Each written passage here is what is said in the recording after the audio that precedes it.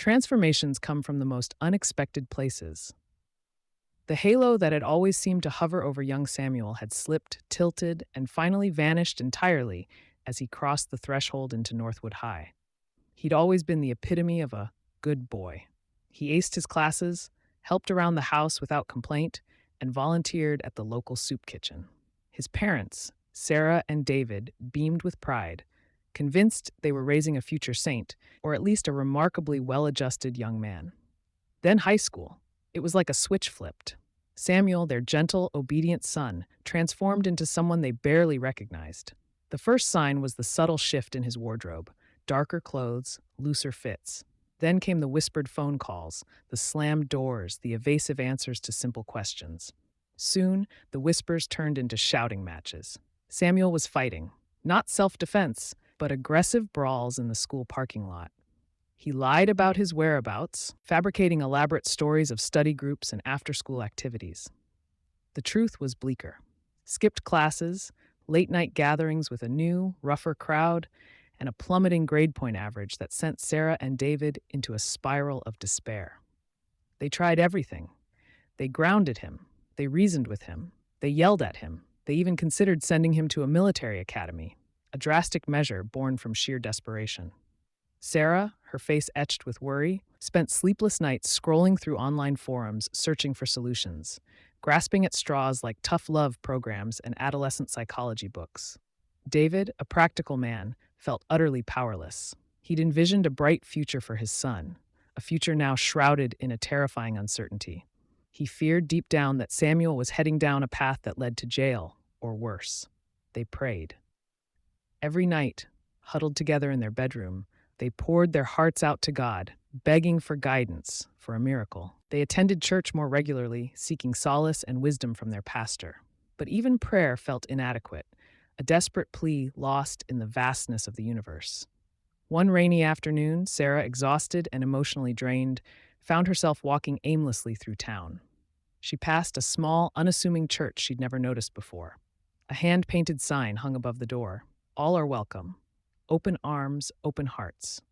Drawn by an inexplicable force, she pushed open the heavy wooden door. Inside, a small group of people were gathered, singing softly. The atmosphere was warm and inviting, a stark contrast to the storm raging outside.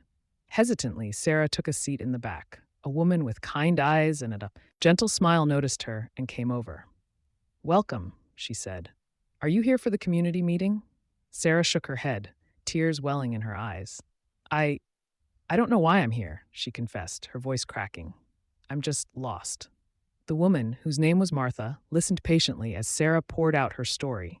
Samuel's transformation, their fears, their desperate attempts to salvage their son. When Sarah finished, Martha simply took her hand and squeezed it. "Have you considered," Martha said softly, "that perhaps Samuel isn't lost, but searching? Maybe he's looking for something he can't find, something he believes is missing from his life?" That resonated with Sarah. She'd been so focused on fixing Samuel, on forcing him back to the good boy he used to be, that she hadn't stopped to consider what he might be searching for. Martha invited Sarah to a youth group meeting at the church the following week. Sarah was hesitant, but she felt compelled to go. To her surprise, Samuel agreed to come with her. He slouched in his chair, arms crossed, radiating skepticism. The youth leader, a young man named Daniel, spoke about finding purpose and meaning in life through faith and service. He didn't preach or judge, but shared his own struggles and how finding Jesus had given him strength and direction. That night, something shifted in Samuel. He still didn't shed his tough exterior, but he listened. He asked questions. He even stayed after the meeting to talk to Daniel. Slowly, Samuel started attending the youth group regularly. He began volunteering at a homeless shelter with Daniel and the other kids. He found a sense of belonging, a sense of purpose that he hadn't found in his new, rebellious crowd. It wasn't an overnight miracle. There were still setbacks, still moments of frustration. Old habits die hard. But Sarah and David saw a glimmer of hope returning to their son's eyes. His grades began to climb. The fighting stopped. He started talking to them again, sharing his thoughts and feelings. One evening, Samuel came home looking particularly thoughtful. He sat down with his parents and said, "I messed up. I know I did. and I'm sorry." The words were simple, but they carried the weight of months of pain and regret. Sarah and David embraced their son, tears streaming down their faces. The halo hadn't reappeared, not yet, but the darkness had begun to recede. Samuel never completely shed the lessons he learned during that tumultuous period. He understood the allure of rebellion, the emptiness of chasing the wrong things. But he'd found something more, something real, in his faith and in the love of his family. He went on to graduate high school, not at the top of his class, but with his head held high and a newfound determination.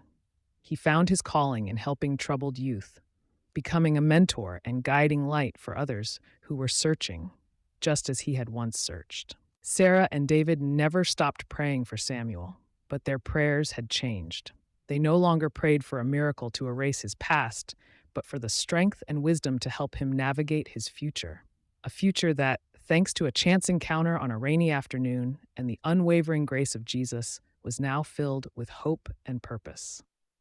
They learned that even the most lost souls can be found, and that sometimes the greatest transformations come from the most unexpected places. If you love this inspiring story, subscribe, like, comment, and share, and you will be notified whenever new one is available.